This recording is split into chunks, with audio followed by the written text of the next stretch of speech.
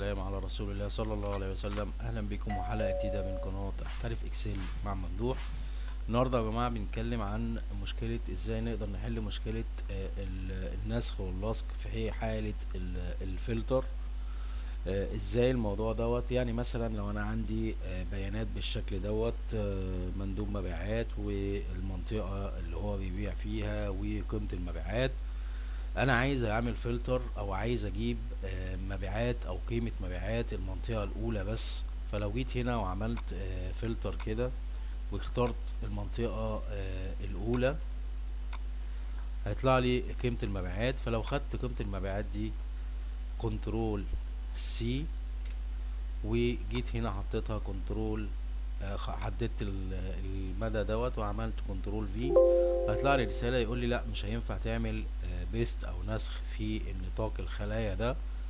فهقفل كده. لو جيت هنا وعلمت قلت هعمل كنترول سي في اول خلية بس، لو هنعمل كنترول في كده كنترول سي، هنا كنترول في، هلاقيه جايبهولي في مكان او بالشكل دوت. لو جيت هنا عملت الفلتر كله، هلاقيه جايبهولي بطريقة ان كلهم تحت بعض، يعني مش الخلية دي قصادها الخلية ديت والخلية ديت قصادها، لا هو رحلهم لي كلهم تحت بعض وساب لي المقصود ان الخلية تبقى قصادها الخلية التانية. طب ازاي اقدر اتغلب على الموضوع دوت؟ كنترول زد، نفك الفلتر كده.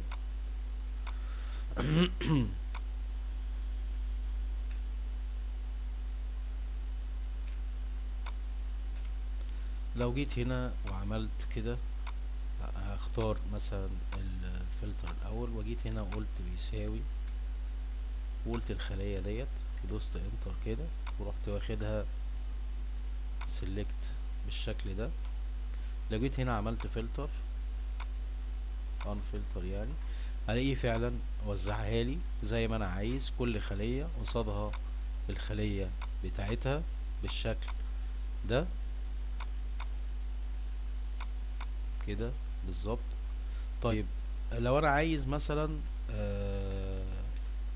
اجيب خلايا معينة، يعني مثلا لو انا جيت هنا قلت انا عايز الخلية ديت مثلا والخلية ديت والخلية ديت، هدوس هنا يساوي واختار الخلية ديت وادوس كنترول انتر، هيظهر لي الحاجة اللي انا محتاجها بس او اللي انا معلم عليها بس.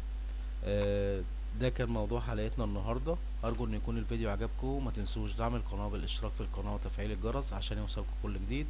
وشكرا جزيلا لكم، والسلام عليكم ورحمة الله وبركاته.